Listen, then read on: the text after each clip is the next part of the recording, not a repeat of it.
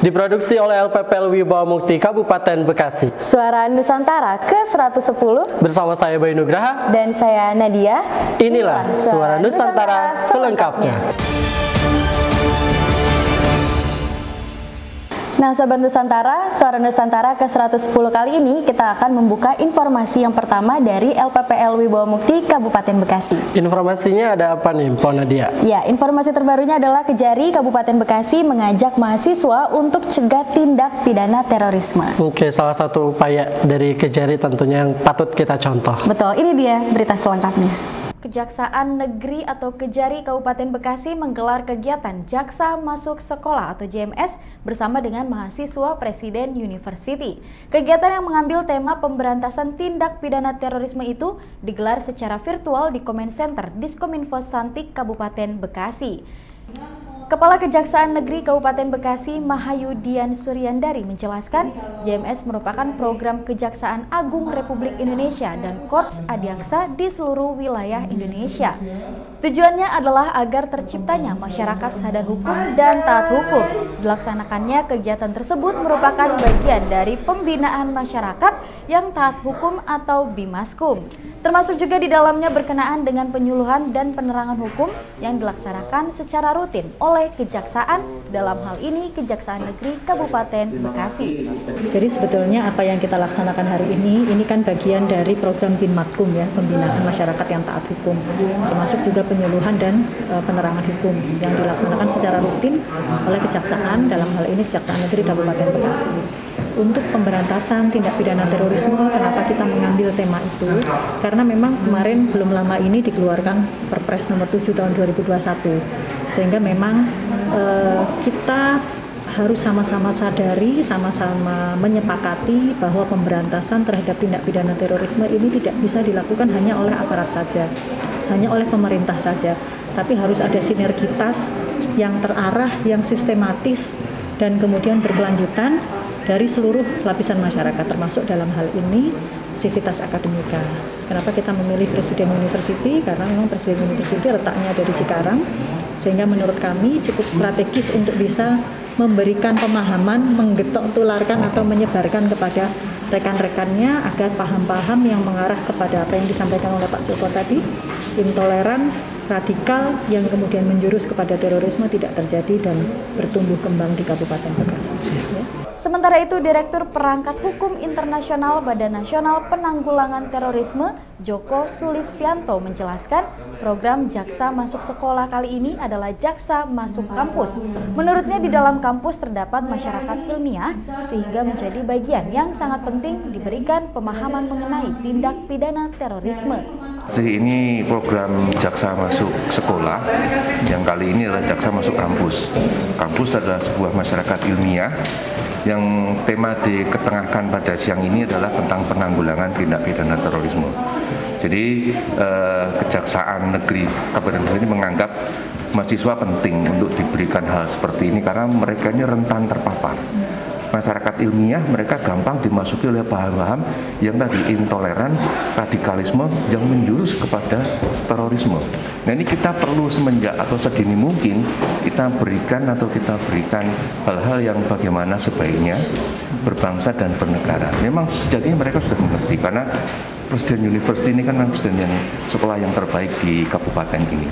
Mereka mengerti dan mereka lebih paham lagi ketika kita berikan tadi Ibu Kajari beserta saya contoh-contoh yang aktual, kemudian disertai dengan sebuah penanggulangan yang sudah kita ketengahkan.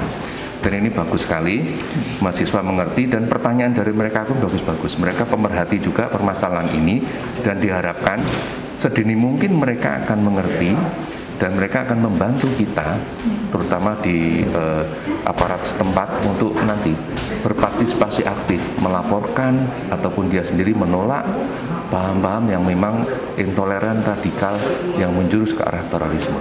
Po Nadia, kalau tadi kita ke LPPL Wibawa Mukti, sekarang kita beralih ke RPK Siak 92 FM. Ada pelatihan budidaya dan pengembangan hasil tanaman gaharu. Penasaran kan gaharu? Gaharu tanaman seperti apa? Ya? Ini dia selengkapnya. Kelompok Tani Kampung Tuah Indrapura, Kecamatan Bungaraya, menjadi salah satu binaan yang mendapatkan kesempatan pelatihan dari Badan Restorasi Gambut dan Mangrove Jakarta. Salah satu rangkaian kegiatannya pengenalan terhadap alat oleh teknisi dan tim gaharu dari Plaza Indonesia.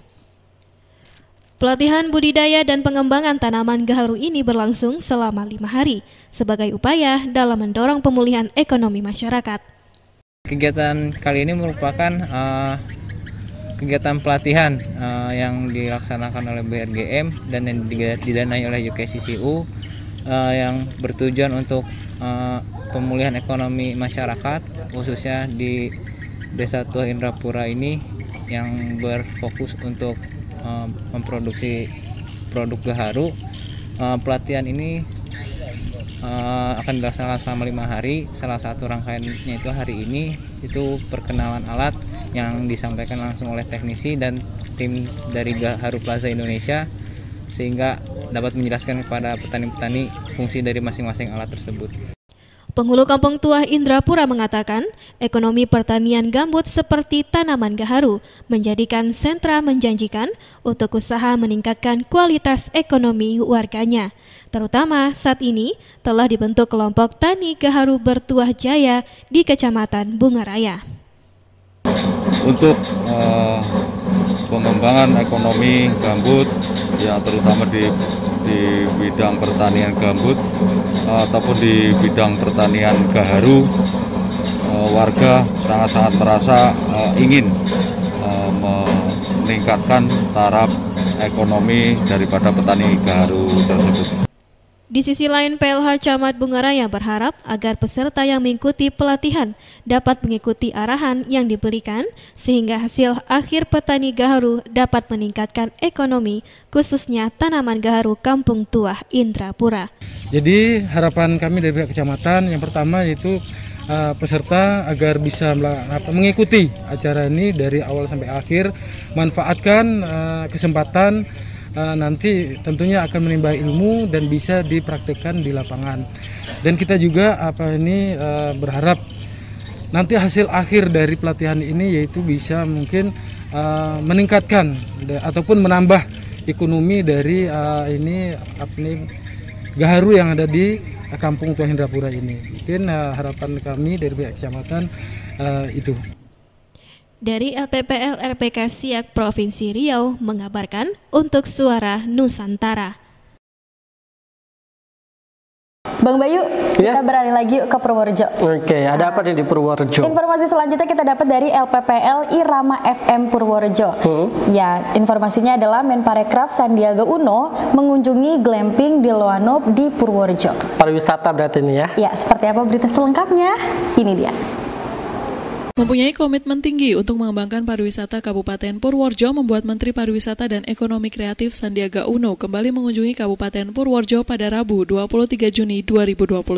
Wisata yang kembali dipilih adalah glamping de Loano di Desa Sedayu, Kecamatan Loano yang termasuk dalam kawasan Badan Otorita Borobudur. Kehadiran Menparekraf di Purworejo disambut oleh Bupati Purworejo Haji Agus Bastian SEMM, Direktur Utama BOB Indah Yuwanita, Asisten Bidang Ekonomi dan Pembangunan Dr. Andes Budi Harjono, Kepala Dinas Pariwisata dan Kebudayaan Agung Wibowo APMM, Kepala Bagian Humas dan Protokol Rita Purnama SST PMM, dan pejabat terkait lainnya. Disampaikan oleh Sandiaga Uno jika kunjungannya ini membawa misi dan tekad yang serius untuk mengembangkan glamping de Loano dengan mendorong percepatan pengembangan yang ada di tempat wisata maupun sarana penunjang seperti akses jalan menuju ke tempat wisata serta fasilitas umum lainnya. Selain itu, Sandiaga Uno juga mengapresiasi pemerintah Kabupaten Purworejo yang dengan cepat merespon kawasan BOB ini dengan merubah rencana tata ruang wilayah sehingga lokasi tersebut dapat lebih dimaksimalkan untuk pengembangan wisata nantinya. Pak Bupati dan Bu Indah baru saja menyelesaikan rapat koordinasi dan menyepakati beberapa hal. Pertama adalah percepatan pembangunan Borobudur Highland melalui pembangunan jalan. Harapan semangat untuk masyarakat, kunjungan kami dan kegiatan-kegiatan events di sini ini membangkitkan semangat masyarakat untuk pulih di tengah pandemi dan tantangan ekonomi. Dan yang ketiga adalah jangka pendek dan menengah kita akan menyelenggarakan beberapa kegiatan kegiatan event seperti kegiatan ekotourism dan sports tourism. Sementara itu, Bupati Agus Bastian meminta untuk penggunaan nama-nama lokal yang berasal dari Kabupaten Purworejo sebagai nama spot atau bangunan dan fasilitas yang nantinya akan dibangun di Glamping Deloano. Tujuannya untuk mengajak aspek nature and culture di kawasan wisata ini. Menurutnya, di lokasi ini terdapat potensi wisata yang luar biasa, termasuk sensasi dari suasana yang tidak akan didapatkan di tempat lain. Saya Rizky Amelia dari LPPL Radio Irama FM Purworejo melaporkan untuk Suara Nusantara.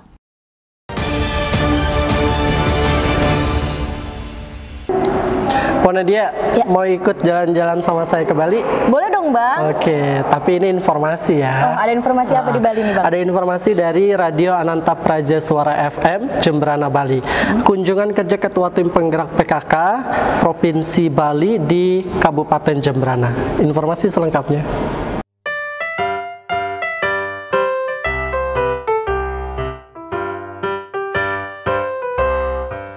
Ketua Tim Penggerak PKK Provinsi Bali Nyonya Swastini Koster melakukan kunjungan kerja ke Kabupaten Kota Sebali dalam program Menyapa dan Berbagi.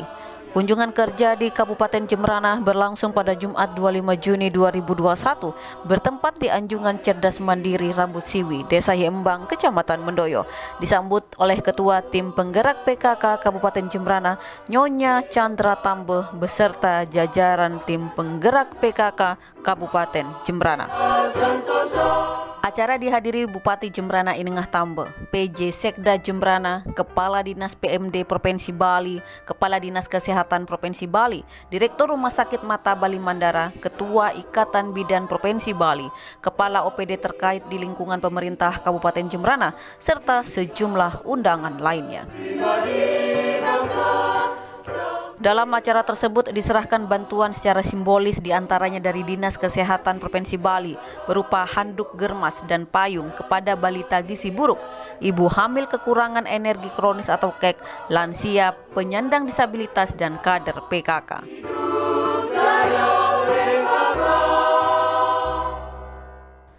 Sementara Tim Penggerak PKK Provinsi Bali memberikan bantuan beras masing-masing 20 kg untuk balita gizi buruk atau gizi kurang, ibu hamil, KEK, lansia, disabilitas, kader PKK, dan bantuan berupa susu masing-masing 3 kaleng untuk balita gizi buruk dan 31 eksemplar majalah Hatinya PKK kepada Tim Penggerak PKK Kabupaten Jemberana.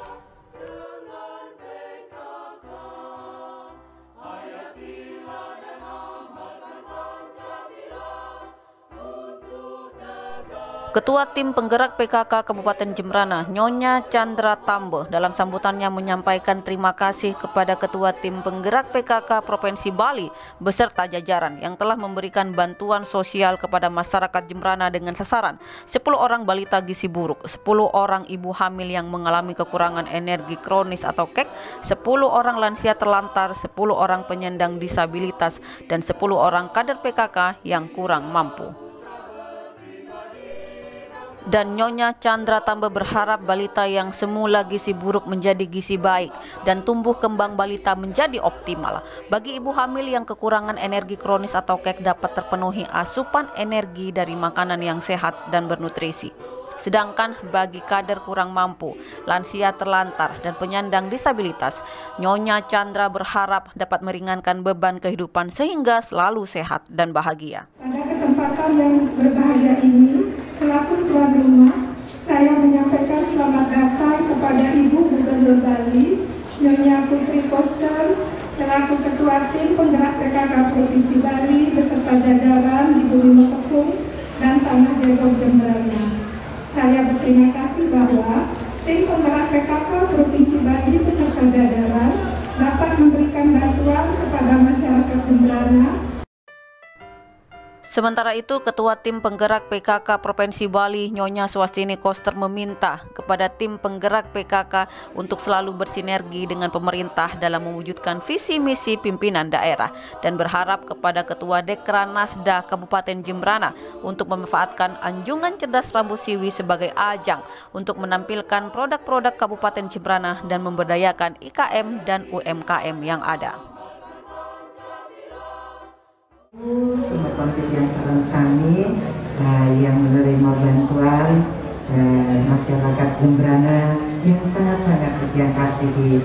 Jadi yang hadir ke sini kurang lebihnya adalah untuk menyapa dan berbagi. Di samping itu, Niki menjadi salah satu kegiatan dari PKK, karena PKK Niki adalah pemberdayaan. Bapak Bupati ke depan Niki bisa dimanfaatkan oleh Dekranasda Kabupaten Jembrana, tempat Niki luar biasa. Banyak hal yang bisa dilakukan. Undang kami dari provinsi, undang juga pengurus Dekranasda Kabupaten Kota Sebali, akan jadi tempat yang representatif tujuan wisata nantinya, bisa disiapkan dari sekarang. Acara tersebut juga dirangkaikan dengan pertunjukan kesenian rakyat Bonres Ketekung Buntut dalam rangka mensosialisasikan Nangun Satkerti Loka Bali dan juga mensosialisasikan hasil Rakernas PKK ke-9 tahun 2021.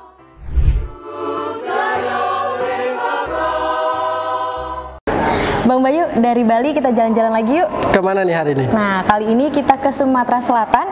Nah, di sana tuh ada informasi dari Radio Darussalam Musirawas Sumatera Selatan bahwa Wakil Bupati Mura membuka BIMTEK aplikasi layanan pemerintah desa Kabupaten Musi Mura Rawas di tahun 2021. Selengkapnya.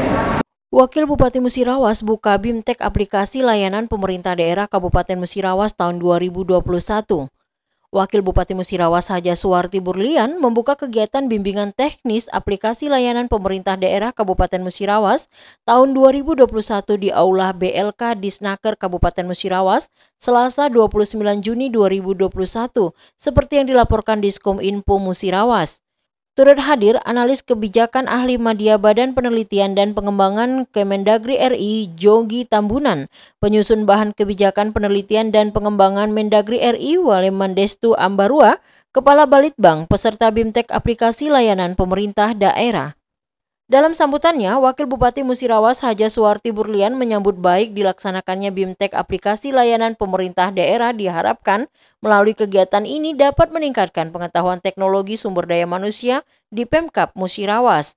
Wakil Bupati menambahkan kepada para peserta diharapkan dapat mengikuti kegiatan BIMTEK dengan baik serta memanfaatkan waktu dengan baik untuk dapat berdiskusi dengan narasumber sehingga mampu meningkatkan kapasitas dan kapabilitas Pidu untuk menjalankan aplikasi di unit kerja masing-masing.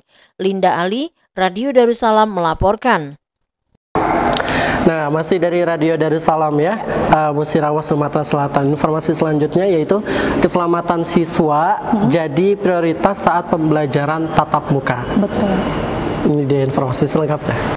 Keselamatan siswa jadi prioritas saat pembelajaran tatap muka. Dinas Kesehatan Kabupaten Musirawas menekankan keselamatan siswa harus menjadi prioritas saat pembukaan pembelajaran tatap muka terbatas di sekolah-sekolah pada Juli mendatang, seperti yang dilaporkan reporter Nova Anggraini Selasa 29 Juni 2021.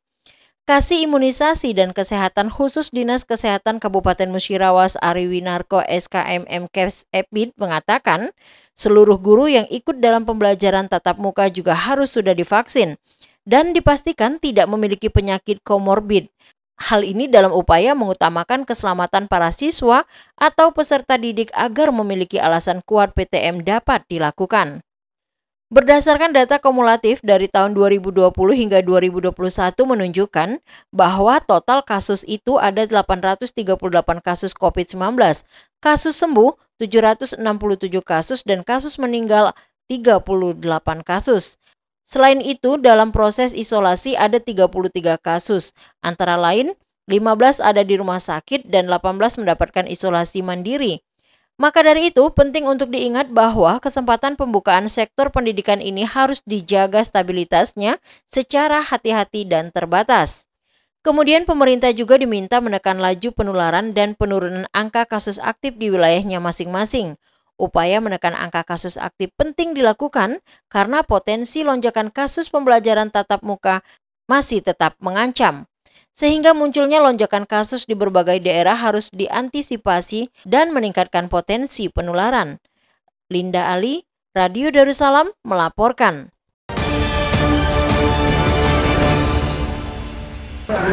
Nah, Bu Nadia, hari ini kita beralih ke kota pangkal perjuangan yang punya goyang Karawang. Karawang. Yes, Karawang. Ada radio atau LPPL Seturada Karawang dengan informasi Pemkab Karawang gandeng kampus cegah COVID-19. Ini salah satu hal yang bisa kita contoh. Betul. Ini dia informasi selengkapnya. Pemkab Karawang gandeng kampus cegah COVID-19. Pemerintah Kabupaten Karawang berencana akan menggandeng sejumlah kampus untuk mencegah penyebaran COVID-19 di Karawang agar tidak meluas lagi. Para mahasiswa dan sejumlah perguruan tinggi tersebut bisa diperdayakan dalam percepatan penanganan COVID-19. Hal itu diungkapkan dalam diskusi antara Bupati Karawang Dr. Haja Selika Nurahdiana bersama Asda 3, Kepala Dinas Kominfo. Dinas Kesehatan melakukan diskusi dengan perwakilan perguruan tinggi negeri atau swasta, PTN atau PTS yang memiliki fakultas kesehatan atau prodi kebidanan se-Kabupaten Karawang di rumah Dinas Bupati, Rabu 30 Juni 2021. Dalam kesempatan tersebut, Bupati Selika meminta masukan, saran, pertimbangan kepada para lembaga pendidikan untuk membantu percepatan penanganan COVID-19 di Karawang. Melalui sinergitas seperti ini, menurut Bupati, bisa jadi bagian penting untuk pemerintah Kabupaten Karawang dan akademisi bekerja sama dalam melawan COVID-19. Pertama, karena lonjakan kasus semakin tinggi, layanan kesehatan menjadi kewalahan. Jadi kami menginginkan adanya kolaborasi keterlibatan mahasiswa-mahasiswi kampus untuk menjadi relawan COVID dan vaksin. Dan kedua, Karawang sudah zona merah. Kita diskusikan bersama persoalan kuliah tatap muka, ungkap Bupati. Perwakilan PTN dan PTS seluruhnya bersepakat dan menyambut baik rencana kerjasama tersebut. Salah satu dari perwakilan Stikes Horizon Uun Nurzanah. Menurut Uun, dengan adanya rencana kerjasama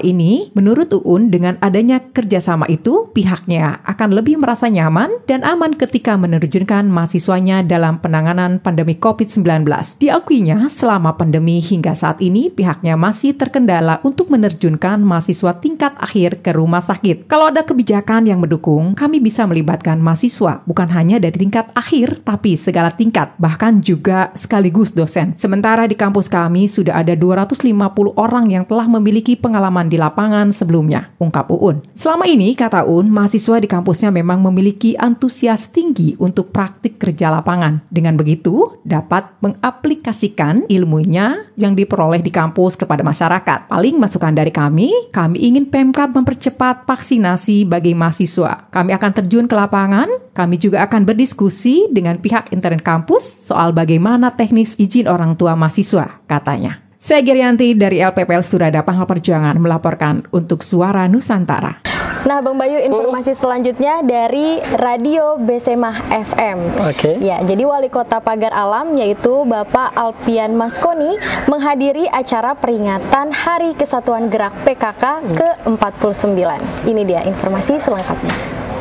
Wali Kota Pagar Alam Alpian Maskoni menghadiri acara peringatan Hari Kesatuan Gerak PKK ke-49 sekaligus membuka rapat kerja daerah Rakerda dan rapat konsultasi Rakon Tim Penggerak PKK tingkat Kota Pagar Alam tahun 2021. Bertempat di pendopoan Rumah Dinas Sekretaris Daerah Kota Pagar Alam pada Rabu 30 Juni 2021. Wali Kota Alpian Maskoni mengatakan gerakan pemberdayaan dan kesejahteraan keluarga PKK merupakan gerakan nasional dalam membangun masyarakat yang tumbuh dari bawah serta pengelolaannya oleh dan untuk masyarakat dengan visi terwujudnya keluarga yang beriman dan bertakwa kepada Tuhan Yang Maha Esa, berakhlak mulia, berbudi luhur, sehat sejahtera lahir dan batin. Dalam kesempatan tersebut, Alpian mengajak seluruh komponen masyarakat, seluruh unsur pemerintah serta stakeholder untuk mewujudkan program-program PKK sebagai sasaran program pemerintah yang mampu menginisiasi keluarga-keluarga Indonesia melakukan perubahan menuju kehidupan masyarakat yang lebih baik sebagaimana tujuan pembangunan nasional. Alpian juga berharap kepada pengurus TPPKK Kota Pagar Alam agar mampu mempercepat terwujudnya kesejahteraan keluarga dengan melakukan kegiatan berupa pembinaan secara nyata dalam meningkatkan kesejahteraan masyarakat serta mempercepat pelaksanaan 10 program pokok PKK yang berkelanjutan. Wali Kota juga menyampaikan ucapan terima kasih kepada pimpinan Bank Sumsel Babel Cabang Kota Pagar Alam atas bantuan CSR kepada tim penggerak TPPKK Kota Pagar Alam berupa 131 antropometri set Wali Kota juga mengucapkan terima kasih kepada PT Supreme Energy atas bantuannya merenovasi eks-kantor Lurah Sidorejo menjadi rumah cinta. Radio Bersama FM, Zelika Nopa Bahri melaporkan untuk Suara Nusantara. Oke, sahabat Nusantara, kita beralih lagi dari BSMA FM ke LPPL Radio Lansek Manih Sijunjung, Sumatera Barat. Ada informasi nih, Mpok Nadia. Informasi apa tuh, Bang Bayu? Mereka tuh mendirikan posko PPKM berbasis mikro dan rumah isolasi, dan akhirnya Nagari Kumpar juara 1 tingkat kabupaten. Seru kan? Seru banget, dan ini bisa dicontoh juga untuk kabupaten-kabupaten yang lain. Betul. Ya, Bang Bayu ya, karena di luar-luaran sana juga tempat isolasi sudah mulai penuh nih. Betul. Ini dia informasi selengkapnya. Dirikan posko PPKM berbasis mikro dan rumah isolasi, Nagari Kunpar juara 1 tingkat kabupaten. Nagari Kunangan Paritrantang, Kecamatan Kamangbaru, Kabupaten Sijunjung, raih juara 1 dalam ajang Lomba Pembatasan Pelaksanaan Kegiatan Masyarakat PPKM berbasis mikro dan rumah isolasi tingkat kabupaten. Peringkat itu diumumkan pada hari ulang tahun Bayangkara ke-75 di Mapolres Sijunjung, Kamis 1 Juni 2021. Hadir di kesempatan itu unsur Forkopimda Kabupaten Sijunjung, Ketua DPRD Kabupaten Sijunjung, Sekretaris Daerah Kabupaten Sijunjung, serta diikuti oleh pejabat utama PJAU, Polres Sijunjung, dan anggota Polres Sijunjung. Untuk juara 2 lomba PPKM tersebut Nagari Sijunjung, Kecamatan Sijunjung, dan juara 3 Desa Kampung Baru, Kecamatan Kupitan. Kasubag Humas Polres Sijunjung Ibtu Nasrul Nurdin menyebutkan penilaian PPKM itu telah dilaksanakan pada tanggal 23, 24 Juni, dan 28, 29 Juni 2021 yang lalu. Penilaian ini turun langsung ke 8 nagari, dan yang ikut lomba yakni Nagari Sijunjung, Lubuk Tarok, Koto Baru, Kampung Baru, Limo Koto, Kumanis, Pulasan, dan Kunangan Paritrantang. Dikatakan Ibnu Nasrul untuk juara 1 diberikan uang sebesar Rp3.500.000, juara 2 Rp2.500.000, dan juara 3 Rp1.500.000, masing-masing juga diberikan piagam penghargaan. Piagam ini tidak hanya yang juara diberikan, kita beri untuk ke-8 nagari yang ikut dalam lomba guna untuk memberikan semangat kepada nagari-nagari lainnya. Sementara itu, Kapolres Sijunjung AKBP Andri Kurniawan mengapresiasi nagari-nagari yang sudah mendirikan posko PPKM berbasis mikro dan rumah isolasi. Menurut Kapolres, posko PPKM berbasis mikro ini berguna untuk mengurangi atau memperkecil angka kasus COVID-19 di ranah Lansek Manih. Selain itu, AKBP Andri Kurniawan juga berharap penempatan relawan Satgas COVID-19 di tiap level. Dengan adanya relawan Satgas ini tentu bisa membantu kita bersama dalam rangka monitoring dan evaluasi program, serta pemberian punishment dalam penegakan disiplin ketat ketika program berjalan. Demikian Yelmi Rustam dari Lansek Manih Sijunjung, Sumatera Barat untuk Suara Nusantara. Nah, Sobat Nusantara dan juga Bang Bayu, sekarang kita akan masuk ke informasi yang terakhir yang datang dari LPPL Radio Bahana Batanghari Jambi. Bupati Batanghari memperingati hari ulang tahun ke-75 Polri melalui video conference di rumah dinas. Berikut informasi selengkapnya.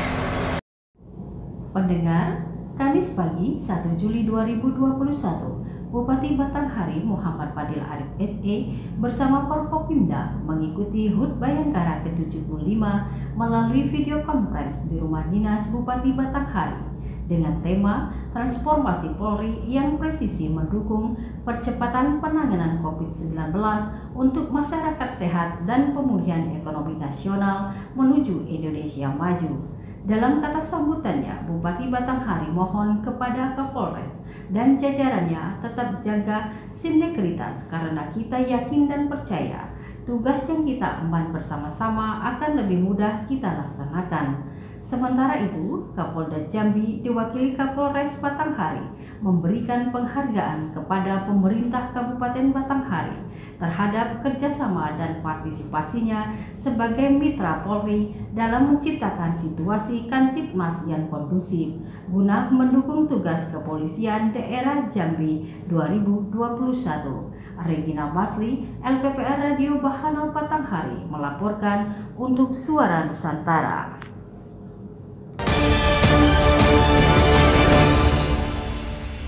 Sahabat Nusantara, itulah tadi informasi yang ada di Suara Nusantara edisi ke-110 yang diproduksi oleh LPPL Wibawa Mukti Kabupaten Bekasi. Sampai berjumpa di Suara Nusantara edisi selanjutnya. Wassalamualaikum warahmatullahi wabarakatuh.